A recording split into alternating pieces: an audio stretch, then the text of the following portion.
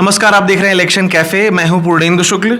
आज हम बात करेंगे बिहार में महागठबंधन ने जो अपना सीटों का बंटवारा फाइनल कर दिया है। तो 26 सीटों पर आरजेडी लड़ेगी, 9 सीटों पर कांग्रेस और 5 सीटें वाम दलों के खाते में आई है। पहले इसको बंटवारे को लेकर के तमाम तरह के कयास लगाए जा रहे थे कि मनमुटाव हो रहा है, लेकिन फाइनली आज प्रेस कॉन्फ्रेंस करके सीटें का एक तो बंटवारा कौन कितनी सीटों पर लड़ेगा और किसके खाते में कौन सी सीट आई है, इस पर भी सहमति बन गई है। लेकिन एक सीट ऐसी है जिस पर अभी भी तनातनी है, वो सीट पूर्णिया है। क्योंकि पप्पू यादव ने कहा था दुनिया छोड़ दूंगा, पूर्णिया नहीं छोड़ूंगा। अब सवाल है कि उस सीट पर क्या होगा, क्या पप्पू यादव मानेंगे या आरजेडी की बीमा भारती को सपोर्ट करेंगे, वो एक देखने वाली बात होगी, या क्या पता दोस्ताना मुकाबला हमें देखने को मिलता है। तो अब जबकि सब दोनों प्रमुख जो गठबंधन है उन्होंने अपनी अपनी गठबंधन का ऐलान है, सीटों पार्टियों सबका ऐलान है और तमाम मतलब कैंडिडेट लिस्ट भी बहुत सारी आ चुकी है। तो अब एक तरह से चुनाव पूरा बिहार का एक हमें स्पष्ट तौर पे अब समझने की आवश्यकता है कि अभी की स्थिति में किसका पलड़ा भारी है।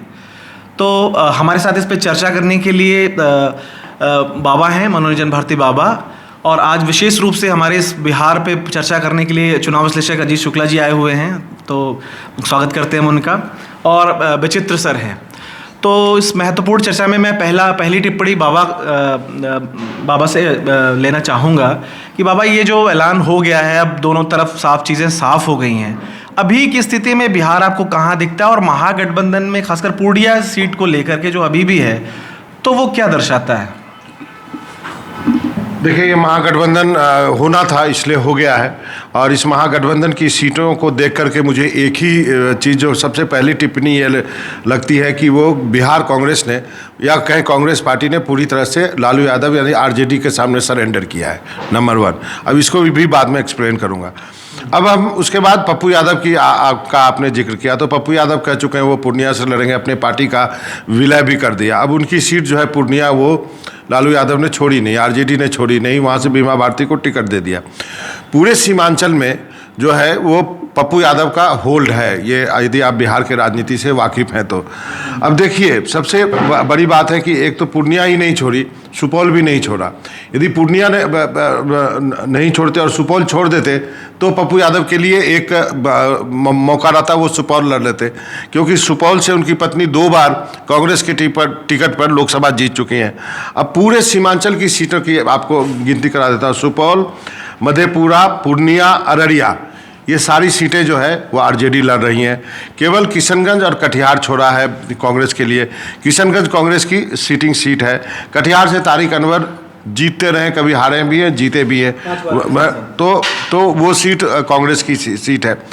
और उसके बाद एक और सीट आपने मेंशन करना आप भूल गए, वो बेगूसराय की सीट। जी हाँ, बेगूसराय की सीट यदि आप देखें, पिछले बार कन्हैया लड़े थे और कन्हैया को आरजेडी की वजह से हार का सामना करना पड़ा था। आप आंकड़े जानते हैं, आप पिछले बार के आंकड़े निकाल लीजिए बेगूसराय के। यदि आरजेडी का वोट यदि कन्हैया के वोट में जोड़ देते तो वो सीट आराम से निकलती, तो वो सीट नहीं छोड़ी है। बेगूसराय की सीट दे दी है सीपीआई को। हालांकि एक समय उसको मास्को का ईस्ट कहा जाता था, लेकिन वो बेगूसराय सीपीआई को दे दी है। खगड़िया दे दिया है सीपीएम को, और 3 सीट पहली बार माले को दिया गया है। ये माले मजबूत है इन सीटों में। लेकिन दिक्कत ये है कि कांग्रेस को वो सारी सीटें दी गई है जो हारने वाली सीटें हैं। कांग्रेस को औरंगाबाद मिलना चाहिए था, निखिल कुमार वहाँ से जीत चुके हैं, वो सीट भी नहीं दी। भागलपुर, मुजफ्फरपुर, समस्तीपुर, वेस्ट चंपारण, पटना साहब कांग्रेस कभी जीत ही नहीं सकती है, वो बीजेपी की सीट है, वो काश्तों की सीट है, वो आपको मालूम है। सासाराम दिया है, मीरा कुमार जो है वो जीती है। महाराजगंज प्रभुनाथ सिंह की सीट हुआ करती थी, वो सीट उनको दे दी है। एक और सीट की बात कहूँगा, वो है मधुबनी की सीट। मधुबनी, दरभंगा, झंझारपुर, ये 3 सीटें आती हैं। इस एरिया में कांग्रेस है, वहाँ से शकील जो है वो जीतते रहे, तो वो सीट भी नहीं दी है। तो इसका मतलब ये लालू यादव के सामने कांग्रेस का नेतृत्व जो है वो सरेंडर किया है। इस सीट के डिवीज़न से यही लगता है, क्योंकि वो बड़ी पार्टी होने के नाते बिहार में वो है। और दूसरी बात ये कही जा रही है कि क्या पप्पू यादव की पूर्णिया की सीट पर फ्रेंडली फाइट होगी। अब इसमें 2 तरह की बातें कही जा रही है। पप्पू यादव ने कहा वो तो वहाँ पे हम कांग्रेस जो है वो जीतेगा, लेकिन कैसे जीतेगा, पार्टी सिंबल मिलेगा क्या? कुछ लोग कांग्रेस के नेता ने मुझे बताया कि वहाँ पे फ्रेंडली फाइट हो सकती है, कई बार कई जगहों पे होती है, लेकिन आपका आरजेडी का स्टार कैंपेनर वहाँ जाएगा क्या? फिर तेजस्वी यादव किसके लिए वोट मांगने जाएंगे? क्या वो गठबंधन के लिए वोट मांगने जाएंगे या अपने कैंडिडेट के लिए वोट मांगने जाएंगे? तो वो क्या उस एक सीट के लिए आप ये 9 सीटों पर भी क्या आप आरजेडी को नाराज कर सकते हैं? ये भी एक देखने वाली बात है। तो इस सीट को पूर्णिया में फ्रेंडली फाइट हो या नहीं हो, इस पे दो अलग अलग व्यू है। एक आरजेडी का व्यू है कि कांग्रेस ऐसा नहीं करेगी, अभी तुरंत टिकट बांटे गए हैं, अभी थोड़ा रोष हो सकता है पप्पू यादव का और कांग्रेस लीडरशिप का भी, इसलिए ये कहा जा रहा है कि यहाँ पर फ्रेंडली फाइट हो जाए, लेकिन इसमें आने वाले 1-2 दिनों में स्थिति साफ होगी। अजीत सर, आप बिहार की राजनीति को आप लगभग 25 सालों से आप कवर कर रहे हैं, बहुत एक चुनाव विश्लेषक के तौर पर। तो आपसे मेरा सवाल है कि जो दोनों गठबंधन हैं उनकी तुलना करने पे आपको क्या लगता है कि फ़िलहाल कौन भारी है? और जैसा मनोरंजन सर ने कहा कि कांग्रेस को 2 सीटें छोड़ दें अगर किशनगंज और कटिहार की, बाकी लालू यादव ने ध्यान रखा है कि जो अच्छी सीटें हो आरजेडी के खाते में आए। और हालांकि कांग्रेस का ट्रैक रिकॉर्ड बहुत अच्छा नहीं रहा है, कांग्रेस कई बार सीटें ज़्यादा लेती है लेकिन उसका स्ट्राइक रेट बहुत खराब रहता है। वो बिहार में भी दिखा है, विधानसभा चुनाव में, ऐसे एक बार 2017 के समाजवादी पार्टी के चुनाव में। तो तमाम ऐसे लोगों का मानना था कि कांग्रेस को सीटों की बहुत लालच नहीं करनी चाहिए, लेकिन कांग्रेस को ये दिक्कतें कई राज्यों से आ रही है। आपने महाराष्ट्र में भी देखा कि उद्धव जो है वो विनिंग सीटें अपने पास रखना चाहते हैं। तो पिछली बार की तुलना में और इस बार की स्थिति में, और जबकि आपका मुकाबला एक बहुत मजबूत गठबंधन से है, आप बिहार की राजनीति को इस वक्त कैसे देखते हैं? देखिए, सबसे पहले तो ये बताऊंगा कि बिहार में जो है वो पूरे समस्त भारत में हर जगह पे या समस्त विश्व में जाति के आधार पे राजनीति होती है। जाति एक बहुत ही इम्पॉर्टेंट अवयव है पॉलिटिक्स का, और बिहार में जो है वो लगभग जो है वो 16% के आसपास दलित हैं, 18% के आसपास मुसलमान हैं, और लगभग 52 से 54% के आसपास ओबीसी और एमबीसी हैं। 14% के आसपास जो है वो लगभग जो है वो यूसीएच हैं, अपर क्लास हिंदू, ब्राह्मण, भूमिहार, ठाकुर और जो है कायस्थ। और जो 54% ओबीसी हैं उसमें जो सबसे बड़ा चंक है वो है यादवों का, जो 14% से 16% के आसपास बताया जाता है। और उसके बाद जो उससे नीचे अगर आते हैं तो वो कुशवाहा हैं, लगभग 7% के आसपास, वो कुर्मी है 4% के आसपास। और उसके बाद एमबीसी, छोटी छोटी जातियां हैं। तो ये जो छोटी छोटी जातियां हैं, इन पर इनको साध कर जो है वो एनडीए मजबूत स्थिति में है। अभी आज के डेट में अगर एनडीए 2 बार से 2014 का इलेक्शन हो या 2019 का इलेक्शन हो, एक तरफ जो है एक पोलराइजेशन हुआ यादव के अगेंस्ट में, रेस्ट छोटी छोटी जातियों का प्लस अपर क्लास हिंदू का, और उसका पोलराइजेशन का जो है वो ये 2 रिजल्ट आप जो लोकसभा का देख रहे हैं और विधानसभा का देख रहे हैं, वो दोनों रिजल्ट जो है वो लगातार आपके सामने है। पिछली बार भी बहुत अच्छा प्रदर्शन की थी, 2014 में भी बहुत अच्छा प्रदर्शन की थी। हालांकि नीतीश जी उस समय में अलग लड़े थे और 2 सीट पाए थे, तो नीतीश जी का भी एक फैक्टर था जिसकी वजह से इस तरह का स्प्लिट हुआ था। लेकिन 2019 में जो है ये लोग आरएलएसपी को भी अपने साथ ले लिए, और फिर भी वही स्थिति हुई कि एक तरफा जो है वो नीतीश कुमार। और तो नीतीश कुमार आज के डेट में भी, पहले भी कई दफ़ा, हर कोई जो बिहार की राजनीति को जानते हैं वो हर कोई जानते हैं कि बिहार की राजनीति apart from the national party, जो नेशनल पार्टी कांग्रेस और बीजेपी है, उसके अलावा जो 2 पार्टियां हैं, जो 3 पार्टियां हैं, वो है एक रामविलास पासवान की जो पार्टी है वो, और एक जो है वो नीतीश कुमार की पार्टी, और एक जो है आरजेडी राजद। तो ये इन तीनों का कहीं ना कहीं से रहता है और इनका प्रभाव है। जैसे अगर हम रामविलास जी की पार्टी की बात करें, जो चिराग पासवान जिसका नेतृत्व कर रहे हैं, दलित लगभग 16% के आसपास है। उस दलित में जो सबसे बड़ा चंक होता है वो रविदास का होता है, और उसके बाद वाला जो दूसरा चंक होता है वो जो है वो पासी और पासवान का होता है, और उसमें एक छोटी जातियां हैं, वो मिला के जो है वो कंस्टिट्यूट करते हैं। तो सबसे बड़ा चंक के बाद जो रेस्ट, जो उससे सेकेंड वाला जो आता है, और उस पर अच्छा प्रभाव रहा है रामविलास पासवान का। प्लस वो हमेशा पार्टी भी बदलते रहे हैं, उनको तो ऐसे भी मौसम वैज्ञानिक बोला जाता है, तो पार्टी बदलते रहे हैं, कभी इधर चले जाते हैं, कभी तो, लेकिन उनका अभी भी जो है 5 से 6% के आसपास एक वोट है।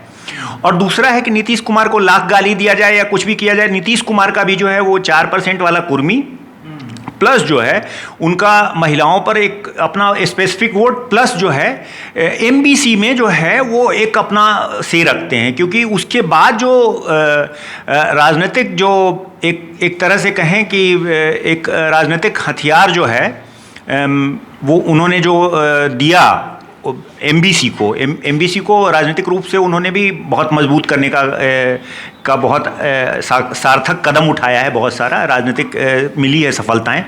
बहुत सारे जो एमबीसी की जो बहुत ज़्यादा अनसंग थे और जो जिनका लालू यादव में उस समय में यादव जाति के नेता ही उसका लाभ उठा रहे थे और उसको कहीं ना कहीं इन्होंने भी उसमें उभारने की कोशिश की दिया है, तो इसको डिनाई नहीं किया जा सकता है। तो उनके पास भी लगभग जो है वो जब अकेले चुनाव लड़े थे लोकसभा का तब भी उनके पास 15% वोट आया था, तो उनका 15% कोर वोट है।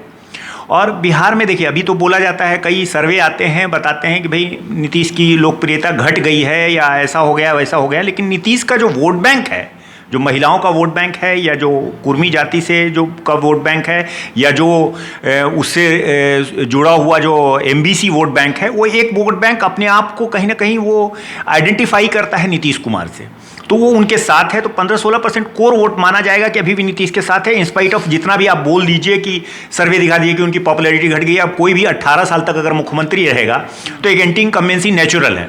अब रही बात पूर्णेंदु, आपने जो सबसे पहले जो पुराना सवाल किया था कि जो बिहार में जो है वो एनडीए और इंडिया गठबंधन, इंडिया ब्लॉक दोनों में मजबूत स्थिति में कौन है, तो जाहिर सी बात है कि बहुत बढ़िया एक मौका मिला था इंडिया ब्लॉक को कि वो एक संतुलन और समन्वय कर सके अच्छे से, लेकिन उसका संतुलन और समन्वय कहीं ना कहीं हमको ये लग रहा है डिरेल हो रहा है। अभी बाबा ने बड़े स्पष्ट रूप से बताया कि औरंगाबाद में निखिल वाऊ का सीट था। निखिल वाऊ परंपरागत रूप से रहे, उनके पिताजी भी सत्येंद्र नारायण सिंह जो है वो लंबे समय से राजनीति करते रहे हैं और राजपूत मतदाताओं पे एक अच्छा दखल रखते हैं। और जो यूसीएच एक तरफा जाता वो कहीं ना कहीं जो है, होता क्या है राजनीति में कि राजनीति में आप जो अपने जो वोटर्स होते हैं उसको एग्रावेट करते हैं और जो आपका दूसरा जो अपोनेंट होता है उसको मिटिगेट करते हैं। तो जो एग्रावेशन था, जो ठाकुरों में जो है राजपूत मतदाता जो है अभी एनडीए के साथ है, तो उसका एग्रेशन भी कम होता, क्योंकि जो परंपरागत रूप से जुड़े हुए हैं सत्येंद्र नारायण सिंह से, वो आज भी ट्रेडिशनल वोट, जैसे कोई भी जाति में जो वोटर्स होते हैं वो एक ब्लॉक में एक तरह से नहीं चले जाते हैं, उसमें भी ट्रेडिशनल वोटर्स होते हैं, रैशनल वोटर्स होते हैं, फर्स्ट टाइमर वोटर होते हैं। जो ट्रेडिशनल वोटर, मेरा कहने का सेंस ये है कि जो अगर आरजेडी का वोटर है, अगर वो जाति विशेष का वोट दे रहा है अगर, तो वो आरजेडी का ट्रेडिशनल वोटर हो गया। जो कांग्रेस का अक्रॉस द कास्ट वोटर है, जो कांग्रेस को दे रहा है, चाहे वो दलित हो या वो मुसलमान हो या अपर क्लास हिंदू हो या यादव हो, हर ट्रेडिशनल वोटर है। दूसरा जी पूर्णिया में उसी तरह से वाइफ हस्बैंड दोनों अच्छे स्थिति में है। पप्पू यादव की पत्नी भी कांग्रेस में है और कद्दावर नेता हैं, और उनको पप्पू यादव को टिकट नहीं देना ये इंडिकेशन है कि बहुत गलत किया है। तीसरा जो है वो सीधा है, कन्हैया कुमार पिछली बार बहुत अच्छा फाइट किया था, अगर आरजेडी का वोट चाहे विनिंग सीट हो जाता वो। तीसरा जो वाल्मीकि नगर वाला सीट है वहाँ मजबूत स्थिति में था, अगर कांग्रेस को वो सीट दिया जाता तो वो जीत सकता था, क्योंकि ट्रेडिशनल फिर फॉलो री इन्वेंट कर रहे हैं ना, आप किसी गठबंधन को री इन्वेंट कर रहे हैं। और लालू जी के साथ इससे पहले भी था कि लालू जी पहले भी जो है 2015 में जो गठबंधन बनी थी जेडीयू और आरजेडी के साथ, उस समय भी जो है वो लालू जी नहीं चाहते थे कि 10 से 12 सीट दिया जाए। उस समय भी लालू जी चाहते थे ये कि जो है वो 10 से 8 से 9 सीट दिया जाए। ये तो नीतीश जी री इन्वेंट किए कि वो बोले कि नहीं 40 सीट लड़ेगा, वो बैलेंस करना चाहते थे। वो भी नहीं चाहते थे कि कांग्रेस को कोई मदद हो, लेकिन वो चाहते थे कि भाई, वो तो पहले से जानते थे कि भाई इनकी क्या राजनीतिक मंशा हो सकती है बाद में। तो एक बैलेंसिंग फोर्स की वजह से जो है बाद में बहुत सारे लोग जो है टूट के चले गए, फिर आरजेडी में जेडीयू में चले गए कांग्रेस के टूट के, तो अशोक चौधरी और कई लोग, और मंत्री भी बनाया था। तो लालू जी शुरू से ही नहीं चाहते हैं, अगर पता नहीं क्या है ये लेकिन इंडिया ब्लॉक के गठबंधन में एक समय जो लग रहा था कि बहुत मजबूत फाइट देगा, हालांकि हम अभी भी नकार नहीं रहे हैं कि केक वॉक नहीं है बीजेपी के लिए या एनडीए के लिए केक वॉक नहीं है ये, लेकिन जो एक मजबूत बहुत सारी सीटें स्लिप कर रही हैं जो दिख रहा है। अभी बाबा ने बड़ा स्पष्ट रूप से बताया, वो जो 4-5 सीटें हैं वो आप किसी भी अगर थोड़े भी जानकार होंगे राजनीतिक रूप से तो वो ये चीज़ बता देंगे कि भाई ये सीटें जो है ये कांग्रेस को मिलनी चाहिए थी, अगर गठबंधन हो रहा था तो रेलेवेंसी इन लोगों की थी। लेकिन पता नहीं क्या चक्कर है हमारे, मतलब कि मुझे समझ में नहीं आ रहा कि लोग जीतना चाहते हैं या सीट लेना चाहते हैं। आप अगर कोई भी गठबंधन करते हैं, एक तो बड़ा गठबंधन जब भी होता है तो उस गठबंधन में जो है वो समन्वय और जो है आपसी सम्मान बहुत ज़रूरी चीज़ होता है।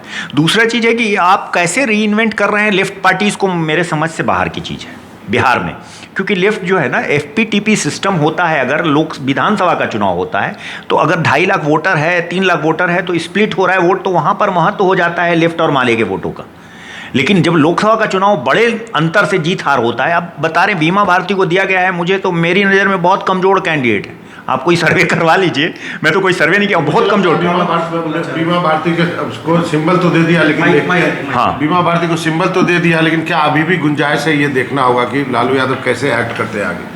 लेकिन ये जो भी अभी तो पूरा कैंडिडेट नहीं आया है, इसमें बीजेपी का भी मामला बहुत ज़्यादा ज़बरदस्त तरीके से फंसा हुआ है। बीजेपी हाँ फिर दोबारा आएंगे। विचित्र सर, जैसे अजीत सर ने ये कहा कि एनडीए के लिए भी केक वॉक नहीं है ये इलेक्शन, भले ही जेडीयू टूट करके उधर उस पाले में जा बैठी है। तो आप बिहार से आते हैं और तमाम आपके दोस्त मित्र, पत्रकार मित्र बहुत सारे, आप लगातार आप चर्चा होती रहती है आपकी।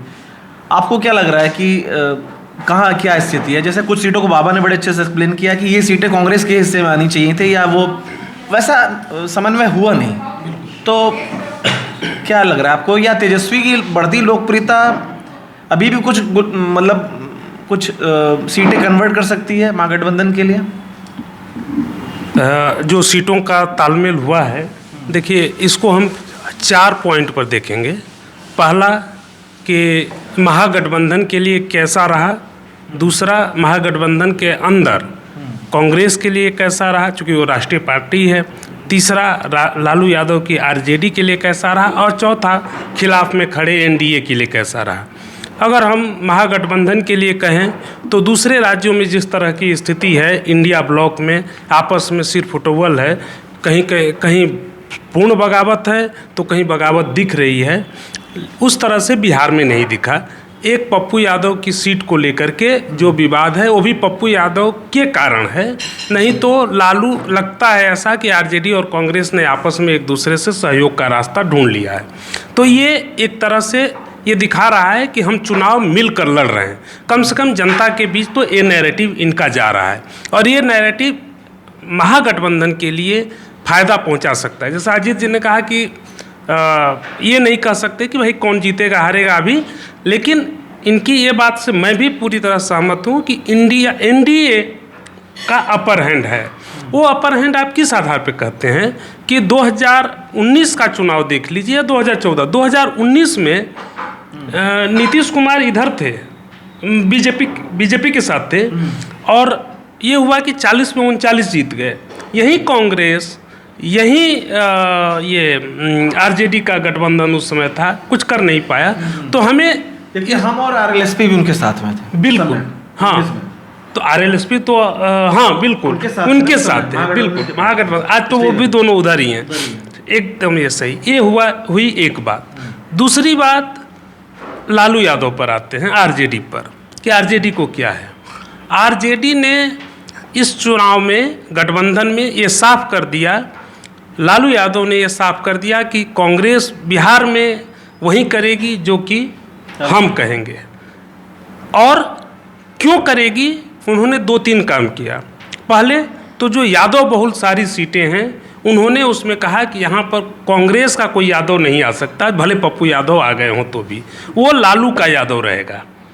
दूसरी चीज़ उन्होंने किया कि जो लोग उनके पुत्र तेजस्वी के लिए कहीं भी चुनौती हो सकते थे, क्योंकि बिहार में एक अपना वर्चस्व है पप्पू यादव का, जैसे बाबा ने कहा कि उनका उस पूरे ब्लॉक में आधार है, अपनी सीट एक जीत ना पाएँ लेकिन हर जगह उनका आधार है, लोगों के बीच मिलते जुलते रहते हैं।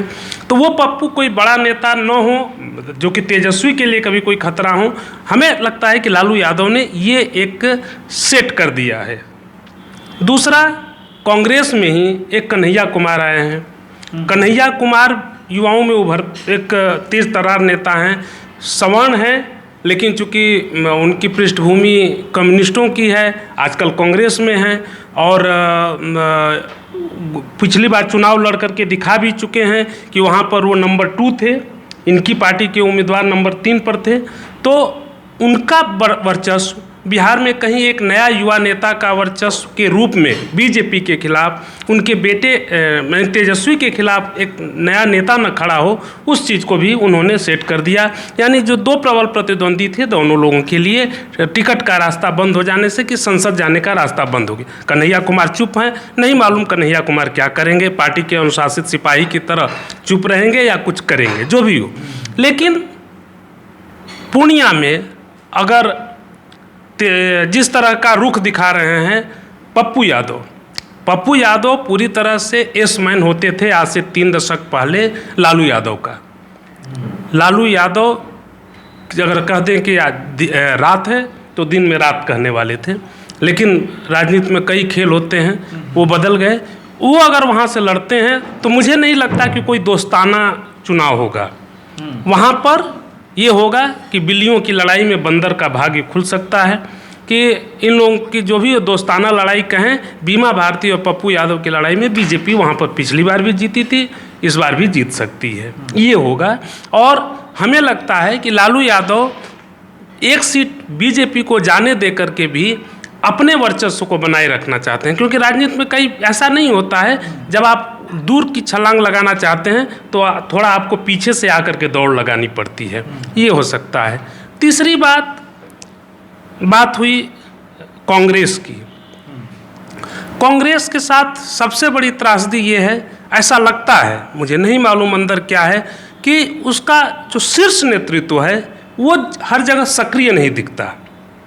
पर्दे के पीछे कहाँ सक्रिय है मुझे नहीं मालूम, लेकिन मीडिया के सामने वो कभी भी नहीं दिखता है इस तरह से। तो बिहार में सीट शेयरिंग में राहुल गांधी और मल्लिकार्जुन खड़गे ने क्या भूमिका निभाई ये स्पष्ट नहीं होता, जैसे कि पहले सोनिया गांधी के समय में साफ दिखता था।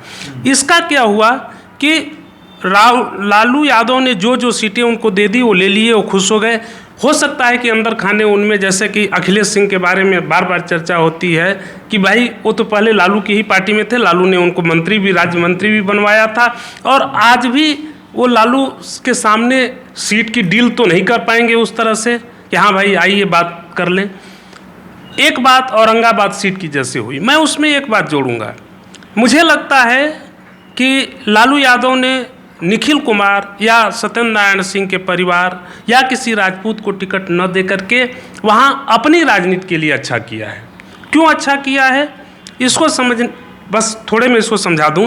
एक चूँकि वो महत्वपूर्ण सीट वहाँ पर रहा है, ऐसा ही है कि वहाँ औरंगाबाद के बारे में कहते हैं कि आज तक वहाँ राजपूत के अलावा कोई दूसरा सांसद नहीं बना है। ये बात सही है, लेकिन लालू यादव ने अगर जो उम्मीदवार लड़ा है, पिछली बार भी पिछड़ा ही लड़ाया था, वो ठीक किया है। क्यों ठीक किया है कि वहाँ पर सबसे ज़्यादा राजपूत हैं, लेकिन राजपूत के तुरंत बाद वहाँ यादव भी हैं, यादवों की संख्या भी अच्छी है।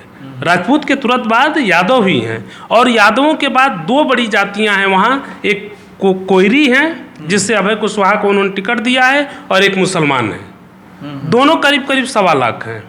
तो 1.25 लाख 2.5 लाख और यादव 2 लाख 4.5 लाख, मान लीजिए राजपूत करीब 2.5 लाख हैं।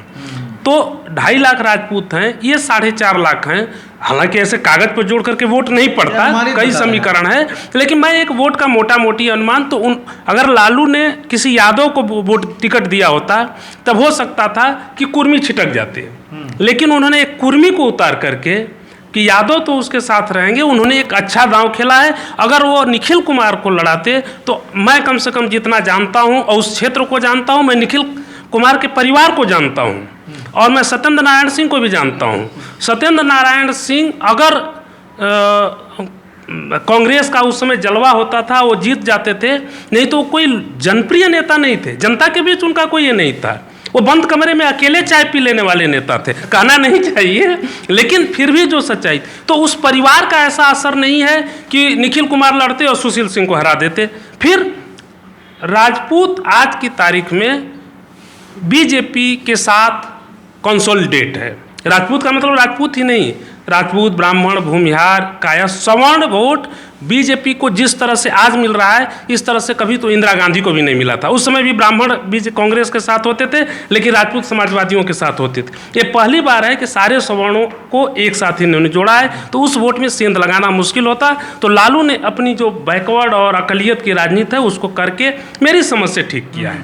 अब एनडीए पर एक चौथा पॉइंट, एनडीए की सरकार, एनडीए जो है बिहार में, इन सब के बावजूद मुझे ऐसा लगता है कि जिस स्मार्टली, जैसे महाराष्ट्र में गठबंधन नहीं हो पाया, बंगाल में नहीं हो पाया, लेकिन बिहार में सभी एक मोर्चे पर लग रहे हैं, तो इनके लिए एक पैनिक बटन तो जरूर है। वो पैनिक बटन वोट में कैसा, मैंने ये सीट में कैसे एनडीए को नुकसान पहुंचाएगा कि लाभ पहुंचाएगा, ये अभी कहना मुश्किल है, क्योंकि हमें लगता है कि हम इस तरह की भविष्यवाणी नहीं कर सकते। लेकिन इतना जरूर है कि चुनाव बिहार में कम से कम लोकसभा का बहुत रोमांचकारी हो गया है। बाबा, अगला सवाल आपसे है, और वही सवाल आपसे अजीत सर से भी रहेगा, लेकिन पहले आपसे मैं पूछना चाहूँगा। एक तो ये है कि पिछली बार का स्कोर था 39-1 का, एक सीट कांग्रेस ने जीती, 39 एनडीए गठबंधन के हाथ में आई। आपको क्या लगता है कि वो एनडीए वैसा ही करेगा, फिर वही रिपीट होगा, या आपको लग रहा है इस बार स्थिति वैसी नहीं रहेगी, महागठबंधन ही कुछ सीट जीतेगा? अगर जीतेगा तो वो कौन सी सीटें होंगी जहाँ पर वो उसकी दावेदारी बहुत मजबूत है? जैसे किशनगंज, कटिहार का तो आपने नाम लिया ही, फिर एक हाजीपुर पे क्या मामला फंसेगा, क्योंकि हाजीपुर से वो खुद लड़ रहे हैं। अब उन्होंने एक जो दूसरी सीट दी जमुई में, वो अपने बहनोई साहब को उतार दिया है। तो मतलब कुल मिला के आपको क्या लग रहा है? हाजीपुर में देखना होगा कि पारस लड़ते हैं या नहीं लड़ते हैं। हाँ, चिराग ने अपने सगी बहन के हस्बैंड को दिया है। ये एक देखने वाली बात होगी। 2020 का चुनाव आप सब जानते हैं, वो अलग मोड पे लड़ा गया था। पुलवामा हुआ था, डेड बॉडी जा रही थी, बिहार में भी जा रही थी, उसका फ्लेवर अलग था। उसकी तुलना आप अभी से नहीं कर सकते हैं। अभी जितनी सारी बातें हो रही है, कंट्रोवर्सीज हो रही है, चाहे केजरीवाल का हो, चाहे बॉन्ड की बात का हो रही हो, और जिस ढंग से एक थोड़ा से पैनिक दिख रही है बीजेपी, आप कोई स्वीकार करें ना करें, लेकिन मेरा ये मानना है कि यदि इतनी पैनिक नहीं होती तो इतने सारे कांग्रेसियों को अपने में पाले में भरने की ज़रूरत नहीं होती, इतनी तोड़फोड़ करने की ज़रूरत नहीं होती। इसकी शुरुआत उन्होंने बिहार से ही की थी। अब बिहार में भी आपने लिया तो नीतीश कुमार को लिया, 44 सीट वाले विधायक दल के नेता को आपने मुख्यमंत्री बनाया हुआ है, मजबूरी में ही बनाया हुआ है ना। उससे कम वाले को आपने महाराष्ट्र में बनाया हुआ। तो आप पार्टियां तोड़ तोड़ के जहां भी आपको लगता है दिक्कत है, वहां पार्टियां तोड़ करके आप अपना चाहते हैं कि 39 आ जाए। ठीक है, किशनगंज तो नहीं जीतेंगे वो, किशनगंज तो वो सीट फिर भी जाएगी, लेकिन इसमें से भी मैं कहता हूँ 5 सीट भी यदि नुकसान पहुँच जाता है तो नुकसान ही हुआ ना एंड ऑफ द डे। दूसरा, इस लिस्ट में उस पर किसी और चर्चा करेंगे एनडीए और यूपीए का, जब सारे नाम आ जाएंगे कैंडिडेट्स के। लेकिन मैं तो जाऊंगा अपने प्रोग्राम के लिए, लेकिन एक चीज़ आप लोगों के लिए छोड़ के जाता हूं चर्चा करने के लिए, कि ये लिस्ट जो है बड़े ही आश्चर्यजनक ढंग से लेफ्ट के रिवाइवल, क्वेश्चन मार्क जरूर है मेरा, उसकी ओर इशारा कर रहा है। माले को पहली बार 3 सीट दी गई है लोकसभा में गठबंधन की तरफ से, सीपीआई को बेगूसराय दे दिया। आज जो है कन्हैया रिग्रेट कर रहे होंगे कि सीपीआई क्यों छोड़ा मैंने, समझ गए, बेगूसराय। और सीपीएम को खगड़िया दिया गया। मालूम नहीं खगड़िया से कौन लड़ेगा। सीपीआई जो है बेगूसराय, पहले बलिया क्षेत्र होता था, हम लोग का क्षेत्र है, बलिया होता था, वो सीपीआई ही लड़ती थी वो सीट। हाँ, वो ट्रेडिशनल जो है लेफ्ट की सीट थी पहले हाँ जी, वो पहले बेगूसराय और खगड़िया अलग अलग सीट नहीं होते थे। हाँ, तो बलिया सीट होती, रामजीवन बाबू जीतते थे, और उसके बाद फिर सूरज भान जीता एलजेपी से।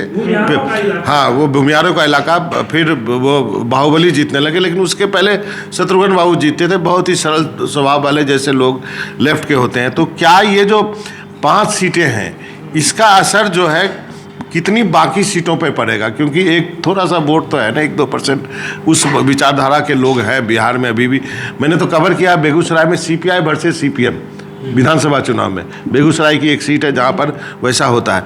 तो इस पर भी चर्चा करनी जरूरी है कि क्या ये 5 सीट खराब किए गए हैं, या एक ये नए राजनीतिक की ओर संकेत करता है? क्या इनका भी रिवाइवल हो सकता है? क्योंकि माले ने विधानसभा चुनाव में बहुत अच्छा किया। Sir, Ajit sir. देखिए, मेरा अपना ये मानना है कि ये लालू जी ने नया प्रयोग किया है और रीइन्वेंट करने की कोशिश कर रहे हैं, लेकिन पानी बहुत बह चुका है। चैलेंजर जो है वो कांग्रेस है, और कांग्रेस के साथ क्षेत्रीय पार्टियां हैं, और इनकम्बेंट जो है वो भारतीय जनता पार्टी है और भारतीय जनता पार्टी के लोग हैं। लोकसभा का चुनाव में एक ही है ना, मोदी विरोधी और मोदी को हटाओ और मोदी को मेरे जाने से एक सवाल आपसे जी करता जाता हूँ, लेकिन आपने कहा चैलेंजर जो है वो मोदी है, यानी बीजेपी है। नहीं, चैलेंजर ये है और दूसरी तरफ है जेडीयू और बीजेपी। लेकिन क्या वजह थी कि बीजेपी ने 16 सीट कंसीड की है जेडीयू को? क्या यहाँ पे गलती हुई है? क्या किस प्रेशर के तहत 16 सीट दिया? हम तो सोचे थे 22 सीट लड़ेगी। कभी भी भारतीय जनता पार्टी बिहार में बहुत मजबूत स्थिति में सांगठनिक रूप से नहीं रही है। सांगठनिक रूप में उसका 20-22% के आसपास वो है। लोकसभा में थोड़ा उसको दूसरी पार्टियों के साथ मिलके और एक बफर मिलता है और वो 27, 28, 29 तक जाती है। इस बार और गिरावट हो रहा है क्योंकि इस बार जो है बहुत सारे ऐसे MP हैं, मेंबर ऑफ पार्लियामेंट, जो हैट्रिक कर चुके हैं, तो उनके खिलाफ एंटी इनकम्बेंसी है और उसको दिया जा रहा है। दूसरा चीज़ है कि वो जो अगर बड़ा गठबंधन होता है, जैसे 3 पार्टियों का गठबंधन हुआ या 2 पार्टियों का गठबंधन हुआ, तो इजी गोइंग वो सेटल हो जाता है। लेकिन जब एक बहुत बड़ा गठबंधन होता है तो वो बहुत ज़्यादा डिफ़िकल्ट होता है सेटल करना, क्योंकि वो जो है कुछ लोग जाति विशेष, जैसे VIP है, वो एक जाति विशेष की पार्टी है, या मलाह की पार्टी है, या जो है वो जो उपेंद्र कुशवाहा के हित की बात करते हैं। और उसी तरह कुशवाहा का बात जो है खुद नीतीश जी भी करते हैं। लॉकुश के नेता हैं वो कहते हैं कि हम दोनों पार्टियों के हैं, और उनके बहुत सारे कुशवाहा नेता हैं भी। तो एक जाति है और उसके बहुत सारे जो है वो कंटेंडर हैं। तो सबसे बड़ी चीज़ ये हो जाती है कि लेफ्ट जो है वो बहुत ज़्यादा कमज़ोर हुई है। और जो हम रिसेंट हिस्ट्री देखते हैं और उसका डेटा पॉइंट देखते हैं, उससे हमको ये रेलिवेंसी नहीं लगता। वो बहुत लालू जी बहुत बड़े राजनीतिक नेता हैं, बहुत बड़े नेता हैं, तो वो कुछ सोच समझ के फैसला लिए होंगे, लेकिन वो जब भी बड़ा फैसला लिए हों बराबर गलत साबित हुआ है। 2009 में वो कांग्रेस को के साथ न लड़के 4 सीट पे पहुंच गए थे, बहुत अच्छी स्थिति में थे।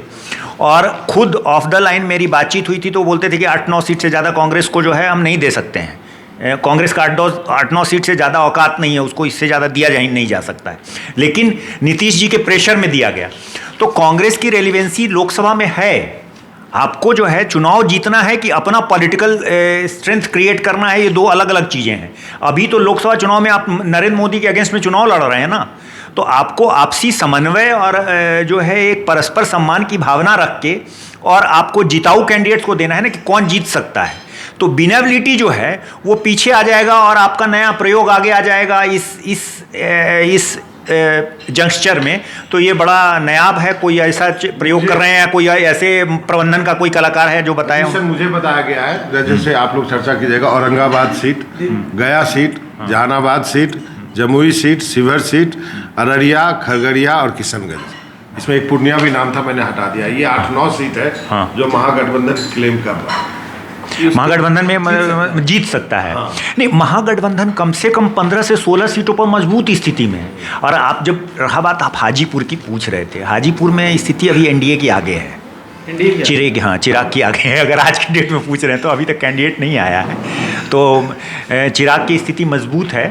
क्योंकि देखिए चिराग के साथ एक सिंपैथी फैक्टर भी हो गया है। और एक और चीज़ होता है ना कि चिराग को जो है 4 साल तक डेमोरलाइज रखा गया है, तो उसका कहीं ना कहीं एक सिंपैथी उसको मिल रहा है। और इनको कुछ दिया ही नहीं गया इन लोगों को, और ये लोग पावर में थे तो पावर में रहे। अगर महागठबंधन पशुपति पारस को अपना उम्मीदवार बना देता है, हाँ, तो उस स्थिति में हाजीपुर में क्या स्थिति होगी? देखिए पशुपति पारस जो है वो 1977 से पहले भी लड़े हैं, विधानसभा चुनाव भी लड़े रामविलास जी, और उसके बाद 77 से लड़ रहे हैं, हाजीपुर से रिकॉर्ड मतों से जीते। उसके बाद 80 में लड़े, तब भी जीते। 84 में वो हार गए थे चुनाव रामविलास पासवान इंदिरा लहर में।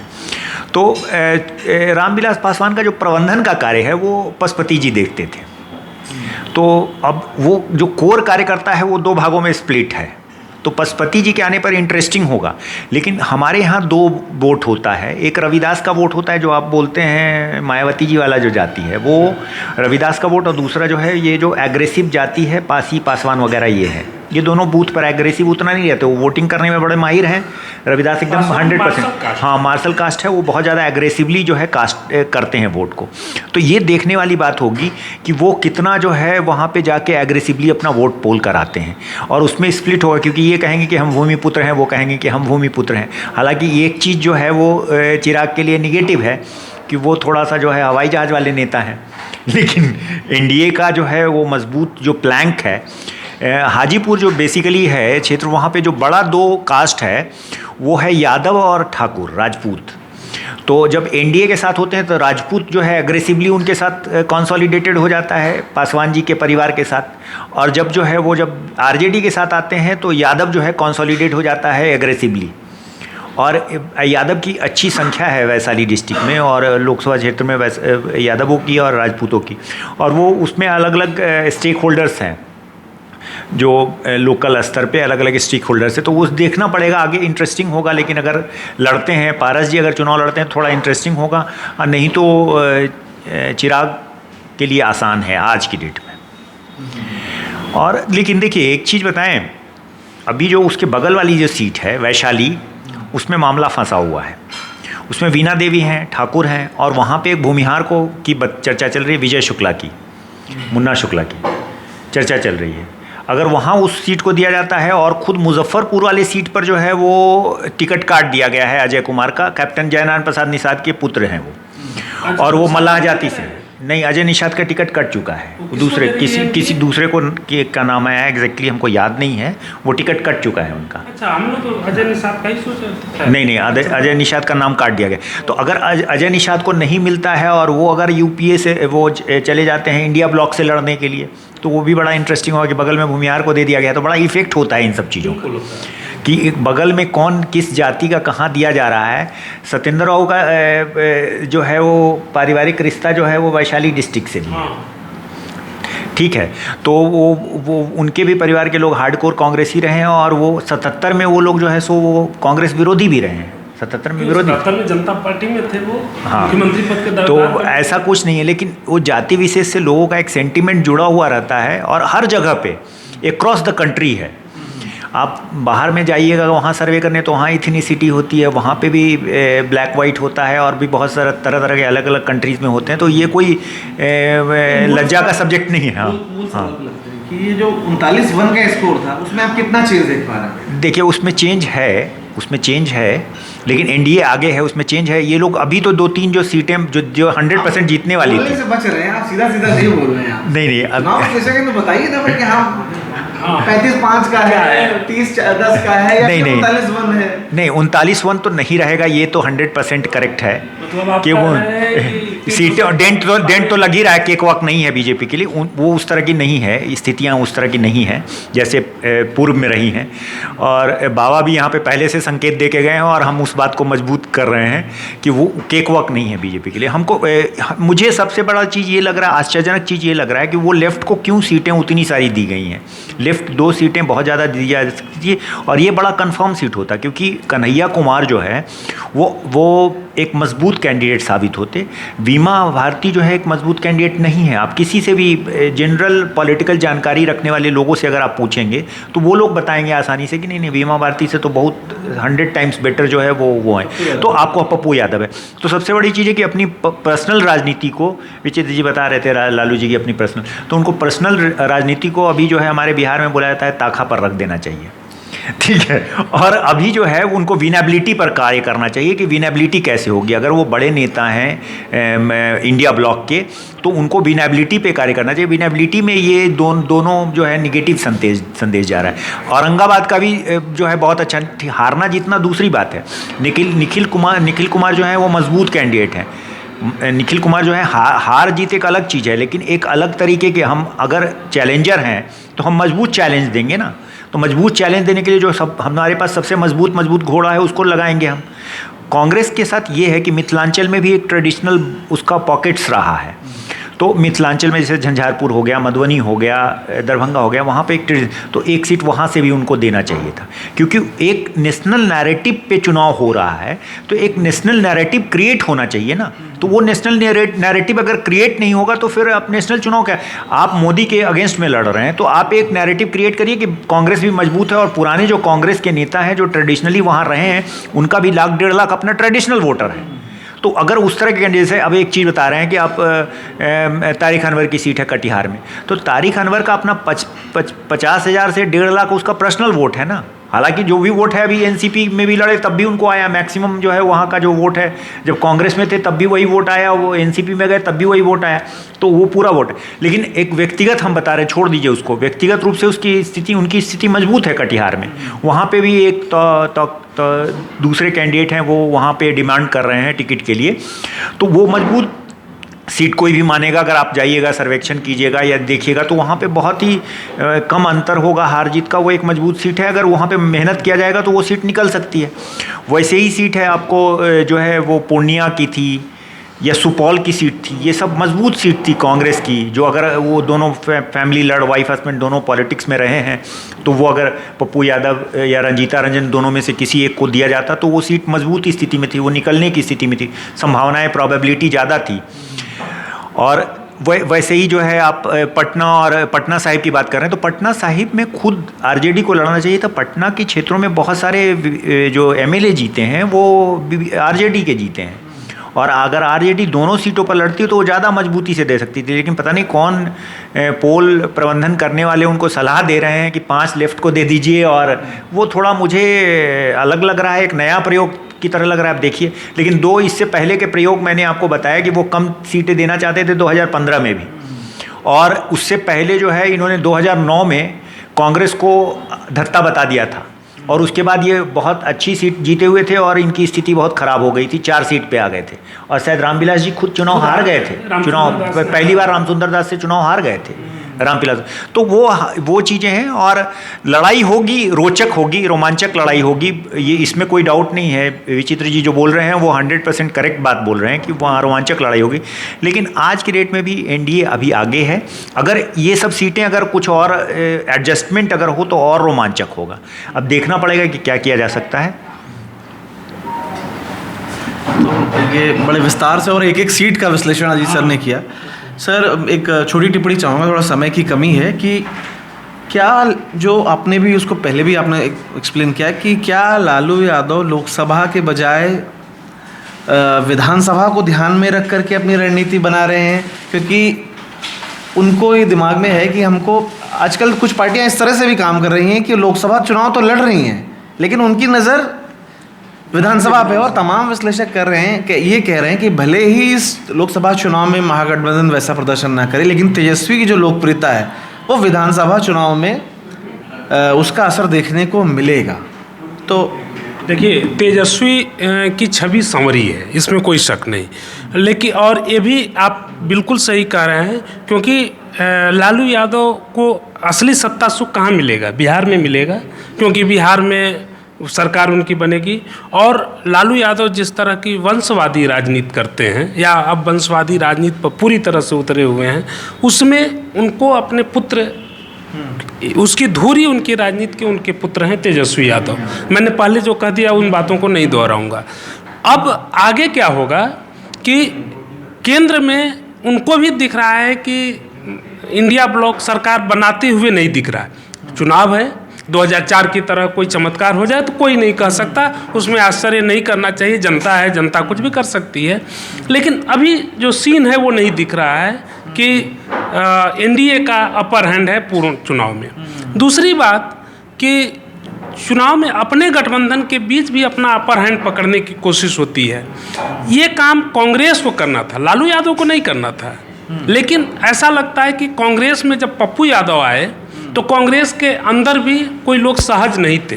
हम उस दिन की प्रेस कॉन्फ्रेंस देखिए, जब पप्पू यादव आए प्रेस कॉन्फ्रेंस में नारा कुछ उनके समर्थक देने लगे, पप्पू यादव जिंदाबाद। मोहन प्रकाश ने तुरंत कहा कि पप्पू जी बंद कराइए, ये कांग्रेस है, यहाँ ये नहीं चलेगा। इसका क्या संकेत है? आप के पास वास्तव में एक मजबूत नेता आया है, जो बिहार में तमाम नेता हैं उनमें, बिहार में किसी भी कांग्रेसी नेता की आज की तारीख में वैसी हैसियत नहीं है कि अपने से एक विधानसभा का चुनाव जीत जाए अपने दम पर। उसमें पप्पू यादव के पास आधार है, उनका इतिहास क्या है, भविष्य क्या है, ये सब हम नहीं जानते। तो इसलिए मुझे लगता है कि आपका ये सवाल सही है कि लालू यादव के लिए राजनीति की धुरी तेजस्वी का उत्थान है, और तेजस्वी का उत्थान नई दिल्ली से कम पटना से ज़्यादा बंधा हुआ है, इसीलिए वो पटना पर जोर देंगे। एक छोटी सी बात करूं चिराग पासवान वाले में, चिराग पासवान के खिलाफ अगर महागठबंधन पारस को लड़ाएगा तो मुझे यकीन है कि चिराग पासवान आराम से जीत जाएंगे। अगर चिराग पासवान के खिलाफ पशुपति पारस उनको हराने के लिए लड़ेंगे और महागठबंधन अलग अपना कोई बढ़िया उम्मीदवार उतार दे, इन्होंने बताया ही वहाँ पे राजपूत भी हैं प्रभावशाली तरीके में, यादव भी हैं, तब जा कर के खेल खराब हो सकता है। चंद्र राम को भी चर्चा है, चंद्र राम की चर्चा। हाँ बिल्कुल, ये हो सकता है। रविदास वोट को काट लेंगे, रविदास वोट काटेंगे, यादव वोट उनको मिल जाएगा और निर्दलीय चुनाव लड़ जाए वो निर्दलीय लड़ते। हाँ, तब जा करके अब मुझे नहीं मालूम, वो लोग ज़्यादा राजनीति में पारंगत हैं। तो आपने देखा कि एक विस्तृत चर्चा हुई और बिहार की लगभग सारी सीटों के बारे में मुझे लगता है कि आज विश्लेषण हुआ और ये भी बताया कि किस सीट पर कौन भारी है। तो उम्मीद है कि आपको ये चर्चा पसंद आई होगी। कल किसी और विषय के साथ मिलेंगे, तब तक के लिए धन्यवाद।